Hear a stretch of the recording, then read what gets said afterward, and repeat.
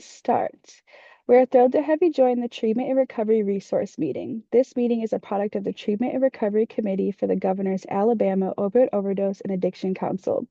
These virtual calls are designed to provide valuable insights, resources, and support for professionals involved in helping someone gain access to treatment and recovery resources. Each meeting will feature 2 to 3 dynamic speakers representing different organizations who will share the resources they have available to support our important work in the field of recovery and treatment. These meetings will occur on the first and third Wednesday of every month at 12 p.m., so please continue to join us as they occur throughout the year and feature new agencies with each meeting. The Zoom link will remain the same for each meeting this calendar year. Each agency will have about 15 minutes to share about their services and referrals, followed by 5 minutes for any questions our attendees may have. We ask that everyone please remain muted during the presentations, and once we open for Q&A, you can either unmute yourself, or if you want to, you can put the question in the box. Either I will ask it or the person that's currently speaking at the time will. So without further delay, I'm excited to introduce the 2 agencies for today, which are A Woman's Place and START program. So we will go ahead and start with A Woman's Place.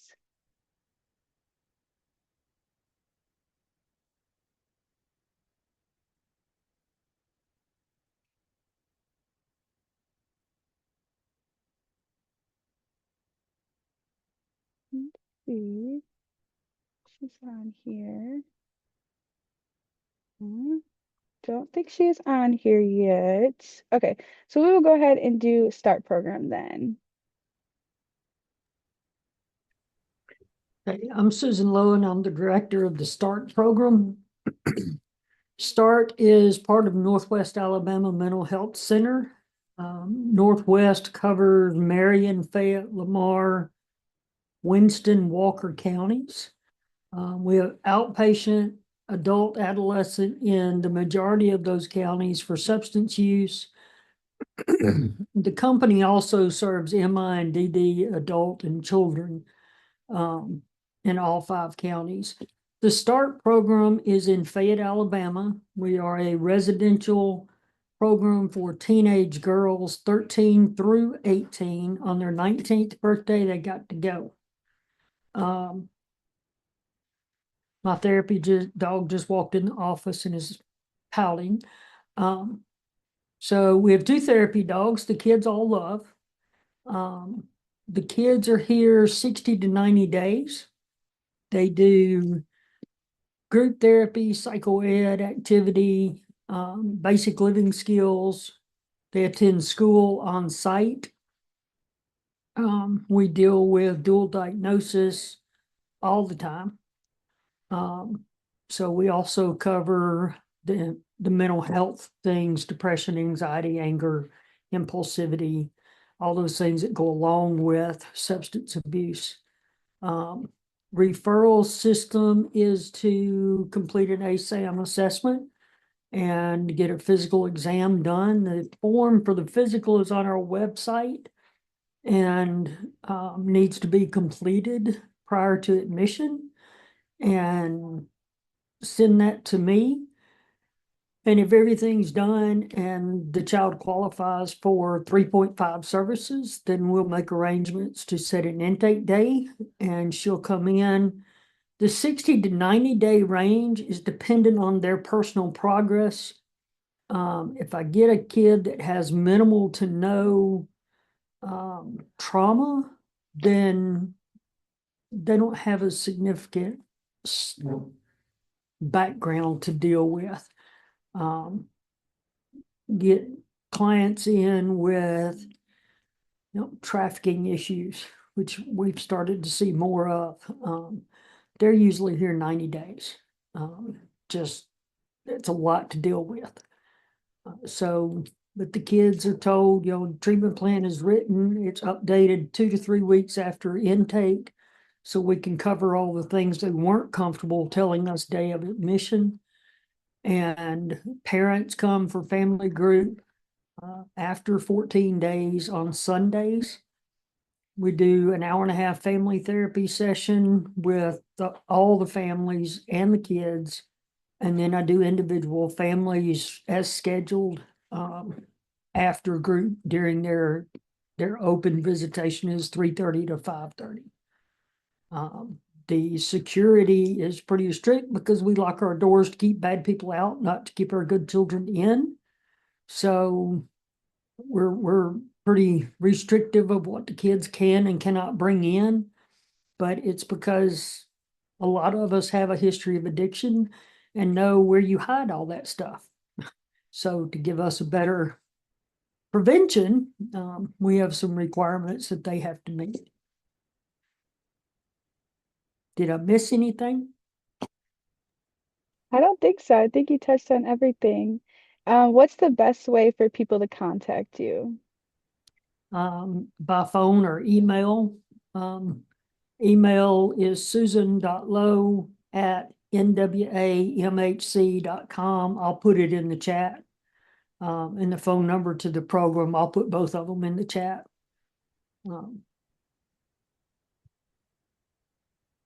That is perfect. Does anyone else have any questions? You can either put them in the chat.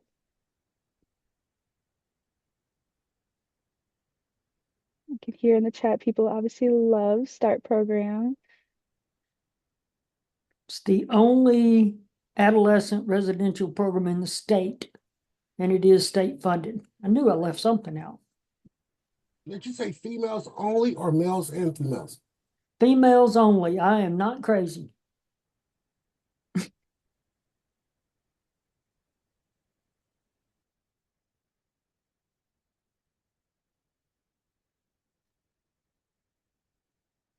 Hey, Susie, this is Lee Few. So just wanted to tell you how amazing and wonderful I think you are. Well, thank you, Lee. I love you too. It's good to see you.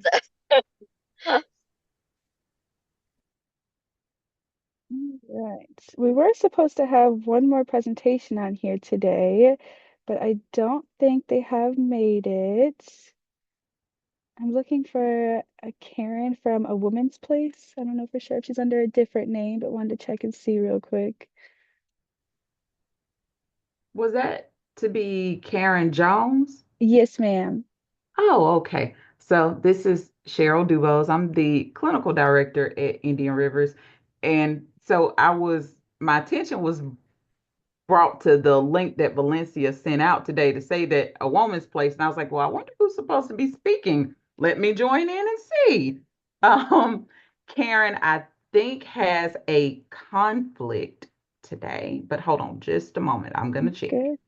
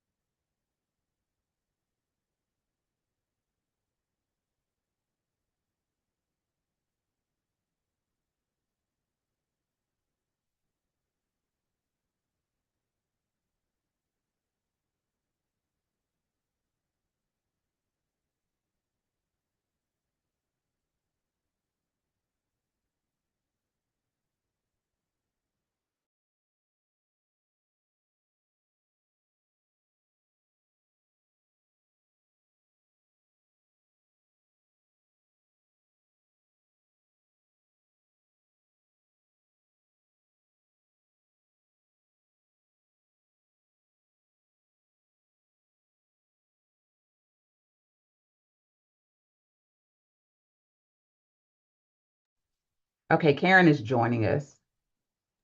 Okay, perfect. Thank you. Okay.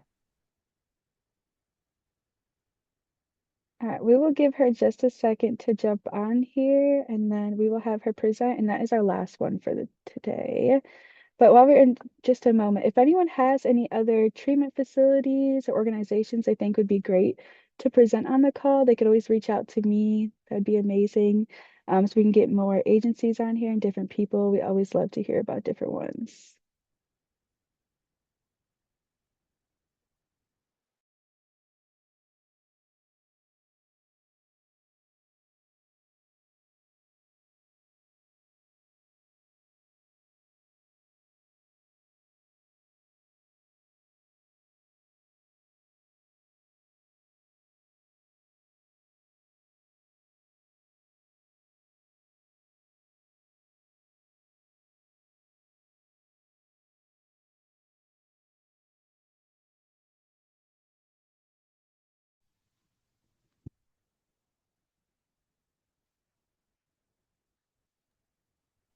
All right. I believe I saw Karen is on here now.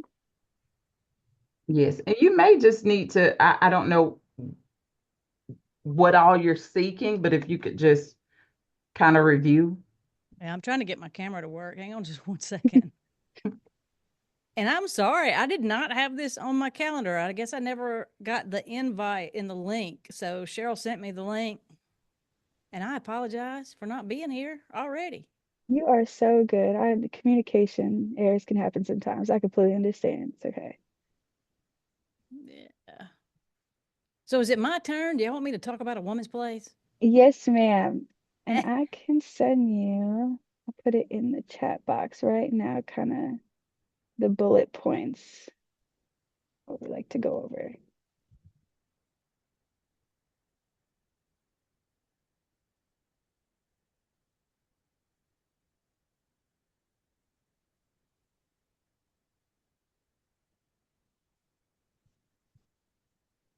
Okay, I just messaged it to you on the chat. Gotcha. Oh, I can go down this.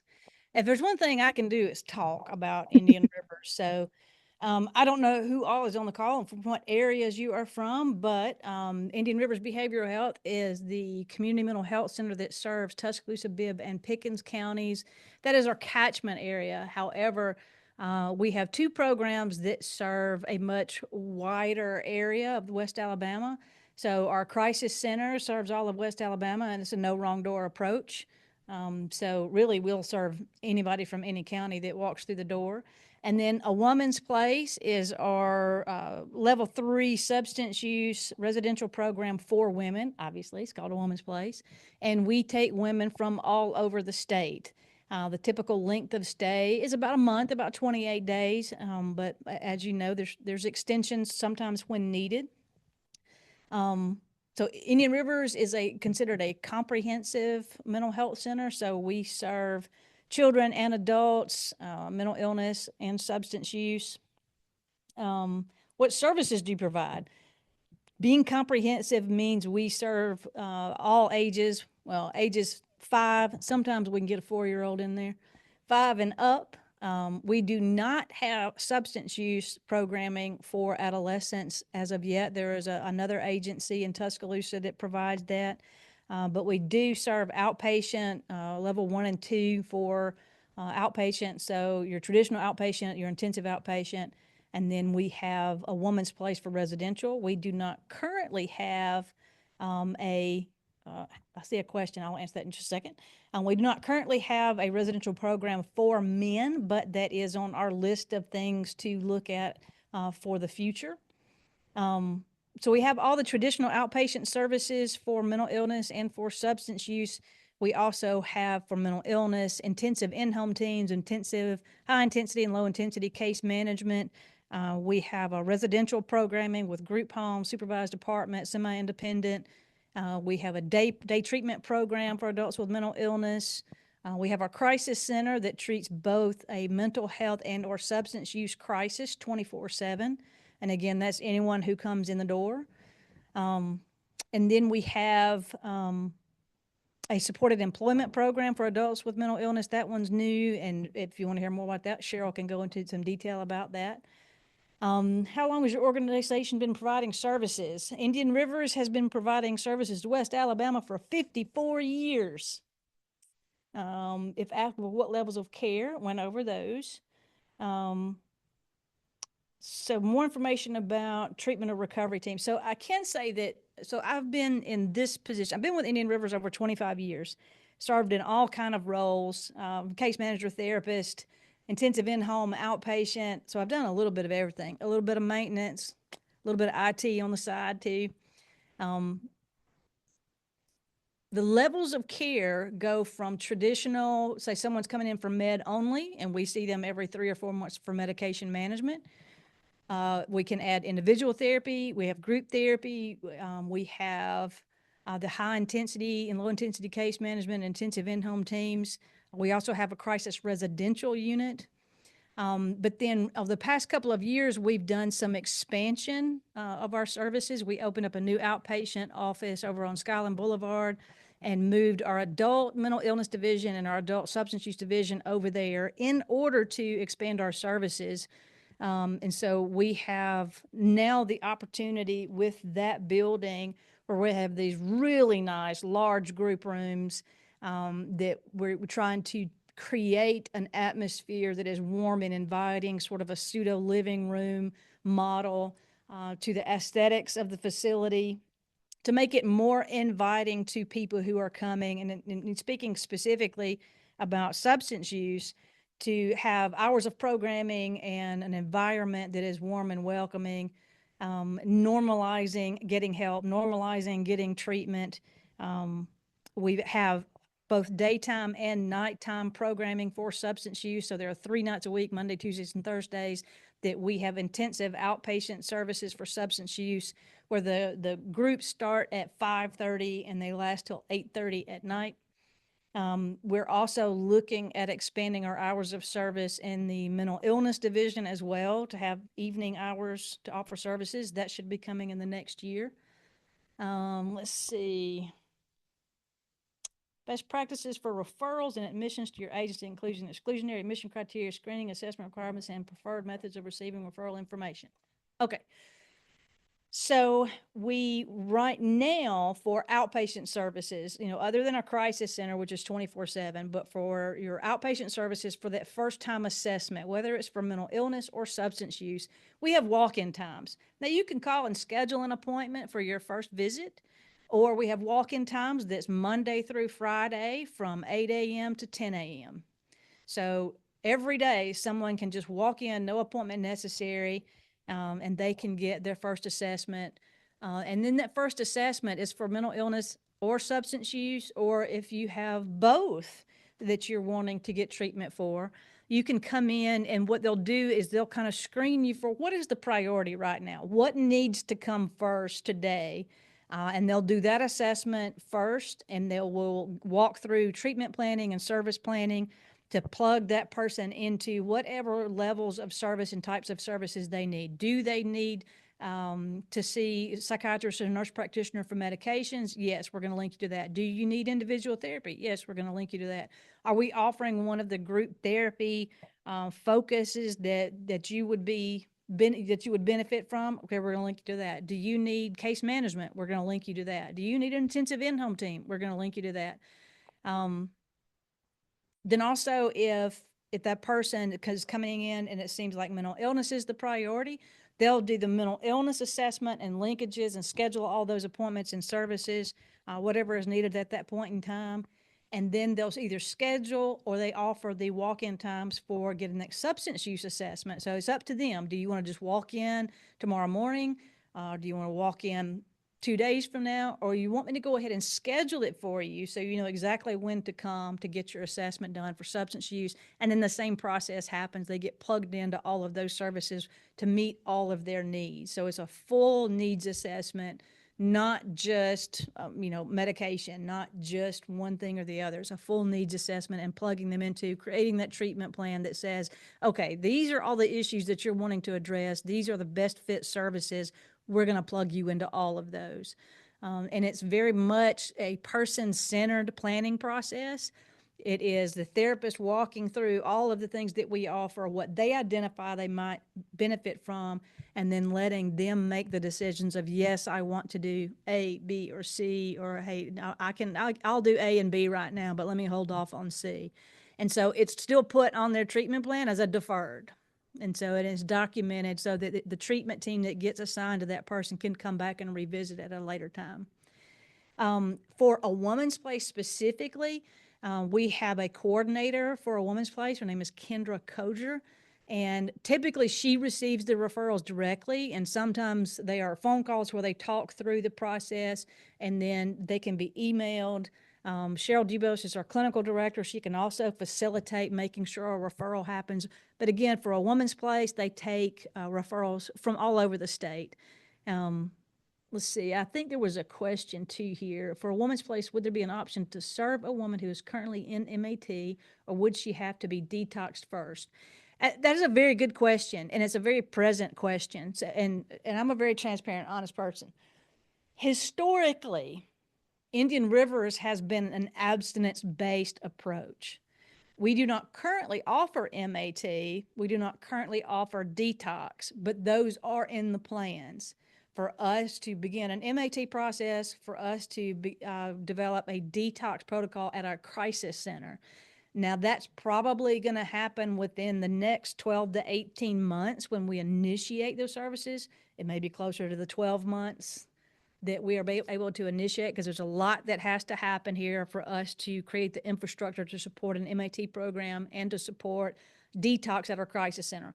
One, our crisis center is about to open the phase 2 building, which we're expanding our footprint, and that will give us enough staffing and capacity for individuals for us to then add that detox protocol for individuals.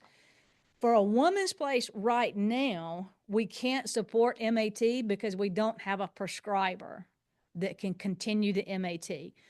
But again, that is something we are going to add. So right now, yes, it would be that we can't support the continuation of the MAT meds, but that's right now. There's future progress in the plans for Indian Rivers.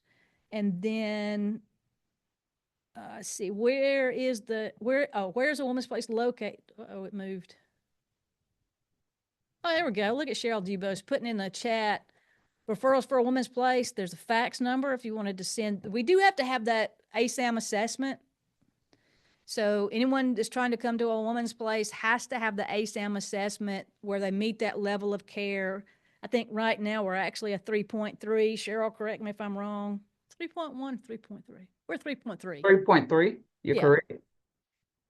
There's too much in here in this brain. I can't keep up with stuff. I call it environmentally induced ADHD. But so Cheryl put in the chat if you want to copy that. For a woman's place, you can fax that number. For assessment, so if somebody wanted to come in for either a mental illness assessment or a substance use assessment, that's the address to our new building on Skyland Boulevard. There's Kendra Kogers, program manager for a woman's place specifically, her email address, or the manager for our substance use department is Lakeisha Sewell. I think I saw her on here somewhere. Wave, Lakeisha. Turn your camera on and wave at everybody. So you can also, there's her email in their address email address in there as well.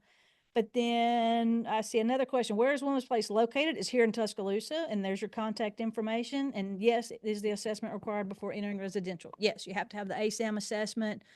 And what usually happens, like from any other agency anywhere in the state that is wanting to refer someone to a woman's place, they will have completed that ASAM assessment. The level of care of a 3.3 is indicated by the ASAM, and then they send that either through encrypted email or a fax to us. We have to have that before we can arrange admission for that individual. When they arrive for admission to a woman's place, they come to our Skyland location, and an RN does their RN assessment. That has to be done also prior to the admission. So they have to have that RN assessment that happens.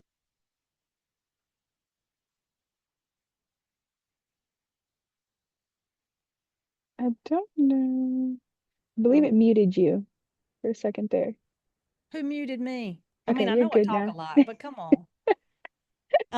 But anyway, the RN assessment has to be done, and it's done at Skyland, and that's wherever they come. We have family that will drive the person in from, any other county, Perry County or Fayette County.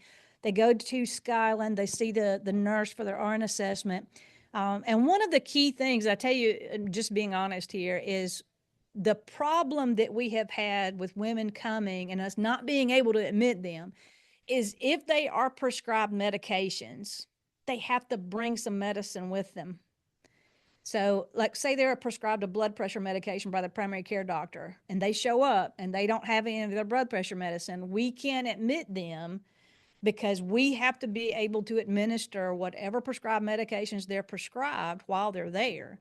So if they don't have that medication when they come, and we need them to have about 30 days worth of that medication, or at least enough medication and then a refill so that they can get refills if they run out. So say they have 2 weeks worth of meds left, but they have a refill on it, so they can get it refilled while they're there. Let's see, another question. How much financially do clients need to have up front for a woman's place? Okay, so we have a sliding fee scale that's based on income. There is an admission fee, but that admission fee is also dependent on income. So there's a sliding fee scale. So whoever's making a referral, if the person is uninsured, they should ask for that sliding fee scale. It's based on national poverty guidelines, and it can be up to a 100% discount, which means that is at no cost to that individual. And just from experience, most people who are uninsured have qualified for that discount. So for those who can't afford to pay anything, they're not expected to pay anything. We just got to document it. And that is part of, a contractual obligation that we prove that we are having someone come into the unit that is not expected to pay anything because they can't afford to. We just had to have it on paper. It's a one-sheeter piece of paper. It's easy to fill out. So you can just ask for that in advance. In your substance use programs, do you take clients who live out of Tuscaloosa County for outpatient services? So for outpatient, we do have to accept people who live in our catchment area. So that's Tuscaloosa, Bibb, and Pickens. If they live in the catchment area of another mental health center, if they don't offer that particular service, we could probably accept them. Or if they had a situation where they couldn't go to that mental health center, say like they had a family member that worked there and they don't feel comfortable going to that center because they have a family member that works there. We can use that as the reason of why they're being served outside of their catchment area. It has to be something specific that is reasonable of why we are serving someone outside of our catchment area and they're not going to the mental health center that serves their county. But and also too, we don't provide transportation. So the transportation for outpatient would be up to them. Now, within the Tuscaloosa city limits, there is a Metro Transit. So riding the bus to get, and we have actually worked out, Tuscaloosa Metro worked with us because they are amazing individuals if you've never met them. And so the bus route didn't actually extend to our Skyland site. So before we even purchased the property, we talked with them and they extended their bus route, and we have a covered bus stop on our property at Skyland. So they literally drop people off at our front door. But that's if they live in the Tuscaloosa city limits, because the Metro doesn't go outside the Tuscaloosa city limits. But then also we have outpatient substance use programs in Bibb and in Pickens. So if someone lives in Bibb or live in Pickens, we have an outpatient substance use program in both counties. So if they live in either one of those, there's one right there close by. I think I got all the questions, maybe. I don't see any others. Yes, if anyone has any other questions, they can either ask them now in the chat, or if you want to unmute yourself and ask, either's fine.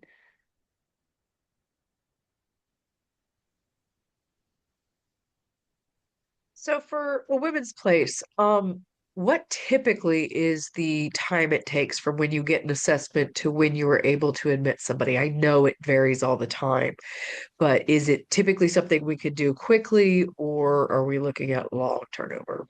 If you sent us an ASAM assessment that met the level 3.3 today, we could probably have them admitted within the next 2 days. Matter of fact, I could probably, today, what's today? Today's Wednesday. Yeah, if you send it to me today, we could probably have them arranged for an admission tomorrow. It's pretty quick. We do And have is to, it, go ahead. I was going to say, is it typically that kind of time frame? Right now it has been. So it's a 16-bed facility. And so we used to keep a wait list, and the wait list may be a month before you could get in. Yeah. But good, full transparency, when COVID hit, we decreased our capacity to 50%. And that way we had, instead of 16, we had a capacity of 8. And that was just to prevent the spread of COVID. And so after that, once the pandemic kind of got closed out, I guess you could say, We went back to opening up all 16 beds, full capacity, but even since that time, our referrals have slowed down for some reason. So we have to schedule the intakes because again, you have an intake process where that nurse has to do the assessment. So that's why we can't just do walk-ins, and we have to have the ASAM assessment first. The ASAM has to be green lit, and then we schedule that person to come in and see the nurse. And so those do have to be scheduled, and there's only so many they can do in a day. I think there have been times when they have admitted 3 women in a day. I think on average, they'll do 2 admissions. So they have 2 come in on each day. So that's why I say it may be 2 days, it may be 3 days. If we get the referral on a Friday, it may be next Tuesday because we only do admissions on weekdays. I think that answered the entire question. Not real sure about that. I kind of lost my train of thought. I got you. Okay. You did wonderful. Thank you. It's been one of those weeks. It's 90 miles an hour. I understand that completely. All right. Well, thank you, Karen, and thank you, Susan. So we will go ahead and wrap up. Thank you for joining. We hope you were able to learn something new about a resource available to you in Alabama for treatment and recovery. Please join us on March 19th for our next virtual meeting and have a great day. Thank you, everyone. Thank y'all.